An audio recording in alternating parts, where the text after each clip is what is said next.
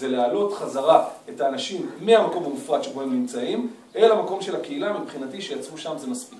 המדינה תשמור על זכותה להיות היחידה שקובעת מה צבע הדגל, מה תוכן ההמנון, מה מדיניות החוץ, מה שער החליפין, ויש עוד הרבה מאוד דברים שאנחנו לא נוציא אותם מהמדינה. והפרט יכול תמיד לקבוע מי הוא מתחתן ואיך הוא יקרא לילדיו, ועוד הרבה מאוד דברים שנמצאים בתחום הפרט. בעיניי היכולת לקרוא לאנשים אחרים ולהגיד, אני רוצה לבנות איתכם קהילה.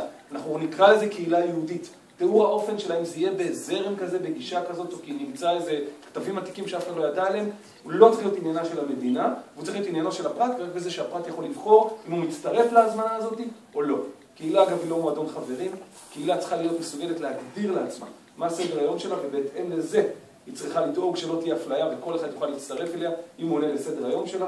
זה אגב קצת חסר פה, כי אני חושב שכן צריך לדרוש מהקהילה להגדיר בעצמה. המדינה אגב עושה את זה עם הרבה מאוד דברים אחרים, שבהם היא אומרת, אנחנו רוצים לעודד את הפריחה ואת הצמיחה של הדברים מלמטה, ואנחנו לא רוצים להגדיר לעומק את התוכן. ואז יש פיקוח, יש בקרה, יש רגולציה, יש בדיקה שהדברים לא חורגים. אבל המדינה מחייבת את האנשים להגדיר, אתה חייב לשלוח את הילדים שלך לחינוך, אבל האופן שבו המדינה נכנסת לתכנים, יש לו את הגבולות שלו. ולעומת זאת המדינה אומרת, לא כל אחד יכול להגן על עצמו ולקחת את הביטחון לידיים. יש דברים שהם מולאמים. בעיניי זהות יהודית. יש לה חלקים שלמים שצריכים לבוא לידי ביטוי במרחב שנקרא קהילה. מה יקרה עם זה? אני אומר קודם כל על העולם שאני בא ממנו. מרתק מבחינתי וגם מפחיד מאוד. מה יקרה לכל החילונים בביצה שאני שוחה בה, ביום שבו אי אפשר יותר לצעוק, לוקחים לנו, גזלו לנו, עשו לנו פוליטיקה, עשו לנו קומבינה וכו'. אלא אני צריך לקרוא להם לקהילות. אני ריכזתי 3.5 שנים רשת קהילות להתחדשות יהודית. בחלק מהמקומות הרגשתי שאני שותף לפריצת דרך היסטורית, ובחלק מהמקומות אמרתי, בעצם אני מחזיק אבק ביד ואין שם שום דבר. האם בסופו של דבר, כשיגידו לאנשים בעולם שאני בא ממנו, קחו אחריות, תבנו קהילה, תגדירו סדר יום, תרשמו עמותה, תיקחו דמי חבר, תבואו למדינה ותגידו, זה מה שאתם עושים וזה מה שאתם רוצים, תזמינו עוד קהילות במרחב הגיאוגרפי, הרעיוני, הפוליטי שלכם, תיצרו איתם אגד קהילות ונראה אתכם, קדימה. מה יקרה? איזה דברים רעים יכולים לקרות מזה? לא ירצו? שלא יוכלו. כנראה שאת החילונים לא מעניינים. מקווה, גיור, טהרה, נישואין, אדרבה. אני אשאר עוף מוזר בחברה שבה אני חי. צריך לחשוב או שאני אצטרף אליך, שאני אצטרף אלייך, או שאני ארד מכל העניין ואני אדפוק את הראש בקיר. אבל הרעיון הזה שאומר, תפסיקו להלל ותתחילו לעשות. זה בעיניי, המודל הזה הוא מאוד פשוט. המדינה מגבה את זה. מה זה? אתה בעד זה, אבל... בוודאי. מאוד הסיכונים. כן. אני רוצה לפתוח בזה שאני ציונית. אני רוצה לומר את זה לפני שאני אומרת את הדברים הבאים. אני ציונית ואני מאמינה שהעם היהודי צריך לחיות בארצו. מצד שלי אני חושבת שהמדינה, במיוחד באופן שבו היא התהוותה והתפתחה במאות ה-19 וה-20, יכולה להיות הסכנה הכי גדולה לעם היהודי. מדינה שכל כולה מנוהלת על ידי דמוקרטיה, ולוקחת את הלחלוכית הזאת שהעם היהודי תמיד עבר דרכה, שנקראת קהילה. אני לא יכולה לדמיין את עולם המדרש מתפתח בלי קהילות ובלי תורגמנים שיושבים בקריאת התורה בקצב שלהם ומתרגמים את התורה. לא יכולה לתרגם את ההלכה שאנחנו דיברנו עליה קצת לפני כן בזכות רננה בלי קהילות. קשה לי מאוד לדמיין כל מסגרת וולונטרית שהיא רבת משתתפים, רבת פנים ורבת שכבות כמו המסגרת של העם היהודי, אם אנחנו ניקח ממנה את הקהילה. הקהילה בחוויה שלי או בתפיסתי היא המסגרת החשובה ביותר בחיים היהודיים, היא תמיד הייתה.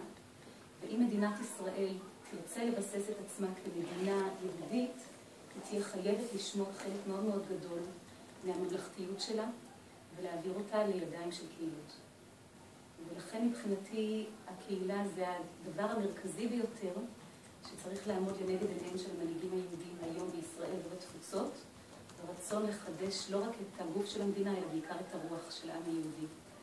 מאוד מאוד מאוד להיזהר מסוגים כאלה של לאומיות, שבעצם ממוטטים את כל המערך הרוחני של העם הזה, שנשען על אינטימיות מאוד גדולה בין בני אדם, על היכולת ללמוד יחד, על היכולת לקחת אחריות יחד, וגם על היכולת להיות שונים זה מזה. אני גם אומרת את הדברים האלה כתשובה לדברים שלך, אני לא רואה מערכת כזאת בכלל כמערכת של דיעבד. זאת מערכת של התחילה. אני תמיד מצטערת שאני לא יכולה להיות גירה. כי אני חושבת שיש משהו פשוט מפליא בעם הזה, שהצליח לייצר תרבות שיש בה כל כך הרבה מגוון עושר אנושי, תרבותי. אני חושבת שאנשים שרוצים להצטרף אלינו הם אנשים שזכו, ואנחנו זכינו בהם. אני גם רוצה בהקשר הזה, היה לי מאוד חשוב לומר, וגם ביחס לדברים שלך למה שלימדת אותנו, שהמודל הזה של הקהילות, שאני מאוד מברכת עליו, הוא לא מודל חדש. הוא חשוב מאוד. והוא עשייה מאוד גדולה מבחינה פוליטית פה בישראל, טוב שנאמני תורה ועבודה הם אלה שמקדמים אותו. אבל זה לא מודל חדש. בשנות ה-30, הרבנים של התנועה הקונסרבטיבית בארצות הברית דיברו רק על קהילות. והראשון שבהם היה מרדכי קפלן. ואני רוצה להקריא דברים שהוא אמר, שהוא דיבר על זה שהתנועה הקונסרבטיבית בעצם נוסדה כדי להיות פיגום ליהדות רחבה ומגוונת, ובמיוחד עניין אותו מה שיקרה במדינת ישראל. הוא אמר שהתנועה הקונסרבטיבית צריכה בסופו של דבר בעצם לפורר את עצמה ולהיות פיגום ליהדות הארץ ישראלית שתתפתח כאן. אני תרגמתי כמה דברים שהוא כתב בשנת 1949, אני חושבת שזה חשוב. להיות יהודי פירושו בראש ובראשונה להיות שייך. אלא שכיום אין שום הסכמה בקרב יהודים מהו הדבר המאחד, או באיזה אופן הם שייכים לעמם וזה לזה. הדרך היחידה לבסס את תחושת השייכות היא השבת המבנה האנושי שבלעדיו השייכות תהיה ריקה. היא לתרגם את הכוח הרוחני של עמנו לממשות חיה, היא הקהילה, היא יצירת מערכת קהילות, שתעזור ותאפשר לכל יהודי לממש את יהדותו. עיקרון הקהילות קורא למעורבותם של יהודים, עשירים ועניים, משכילים ובורים, דתיים ולא דתיים, הנכונים לחיות את חייהם כיהודים ולגדל את ילדיהם להיות יהודים. קבלת עיקרון זה וכל המשתמע ממנו היא המשימה העליונה של ההנהגה היהודית. בימי קדם, זה ממש החלום שלו, נחנך כל פרק חדש בחיי העם במעמד מחודש של ברית. זה אומר בשנת 1949. עלינו להתחיל לשלהב את העם לקראת חידוש הברית דרך קהילותיו. במעמד חגיגי ומכונן בירושלים, בו השתתף כל חלק בעם היהודי, ויום זה של חידוש הברית היהודית יחגג כל שנה, היום בו היינו לעם ברית. אני רוצה לומר שהוא לא היחיד, בצדו עומד גם פרופסור אליעזר שווייב, שמדבר על רעיון הקהילה כבר הרבה מאוד שנים.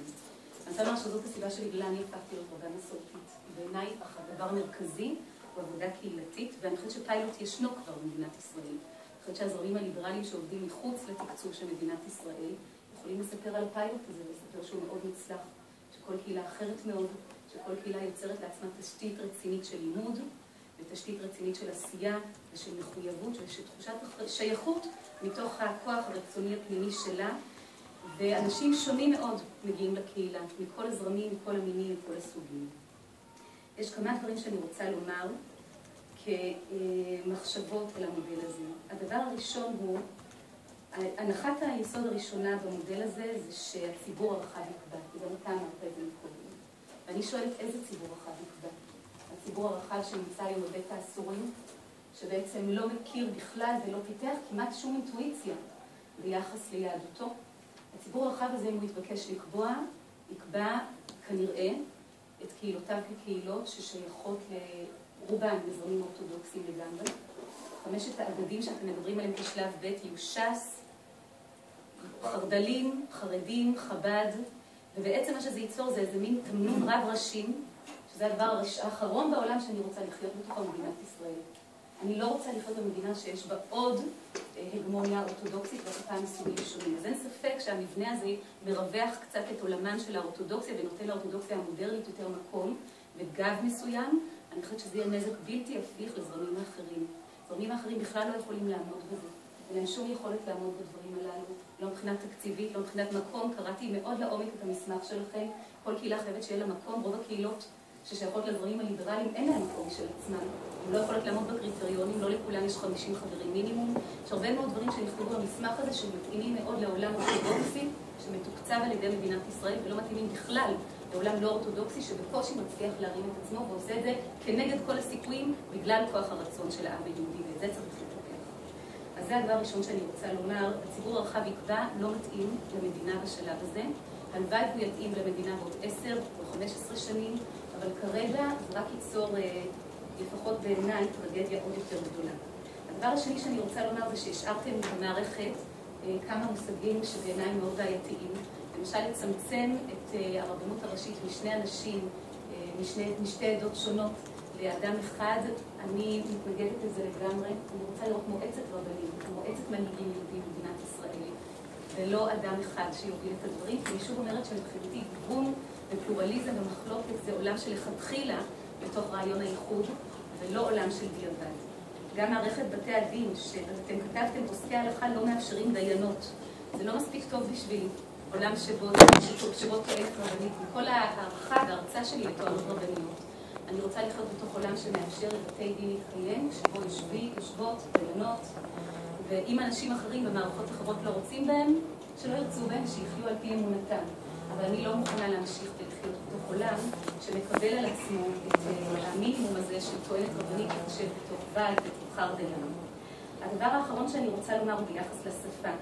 בתוך המודל הזה יש הרבה מאוד שימוש במילה דתיים וחילונים. אני הייתי מעדיפה פשוט להשתמש במילה יהודים על הרצף. אני חושבת שהגיע הזמן שאנחנו נפרק את שתי המילים הללו שממש אנחנו אימצנו אותם מעולמות דתיים אחרים ועושות נזק בלתי הפיך לעם היהודי. הן לא מתאימות לעם היהודי בשום פנים ואופן. המודל מדבר שוב ושוב על רב, ואני כרבה רוצה לציין שיש גם רבות בעולם, ואני חושבת שכדאי לציין את זה. הוא משתמש במילה קונסרבטיבית, התנועה בארץ לא נקראת תנועה קונסרבטיבית, היא נקראת תנועה מסורתית. יש אנשים שלא אוהבים את זה, אבל זה השם שלנו, ואני מבקשת שכך גם יקראו לנו. והדבר האחרון זה שמשתמשים הרבה מאוד במושג דת, ואני לא הייתי רוצה להמשיך להשתמש במושג דת בהקשר הזה. אני חושבת שאנחנו מדברים על מורשת, אנחנו מדברים על תרבות, ואם אנחנו נמשיך לדבר על דת, באמת רוב הסיכויים שחברים של איתמר, אפילו אם איתמר יהיה המוביל והמנהיג היהודי, גדול ככל שיהיה בעולמו, ימשיכו להרגיש יחסי עוינות ביחס למורשת הזאת. אנחנו חייבים לשנות את השפה, את חלק מהאחריות שלנו.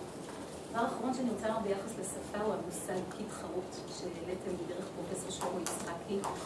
התחרה. תודה. ואני מתנגדת למושג הזה. אנחנו לא פותחים תחרות. אנחנו פשוט מעלים על נס העובדה שבעם היהודי תמיד היו ותמיד יהיו קולות שונים. ואנחנו לא בתחרות. כל אחד יבחר לעצמו את מה שמתאים לו.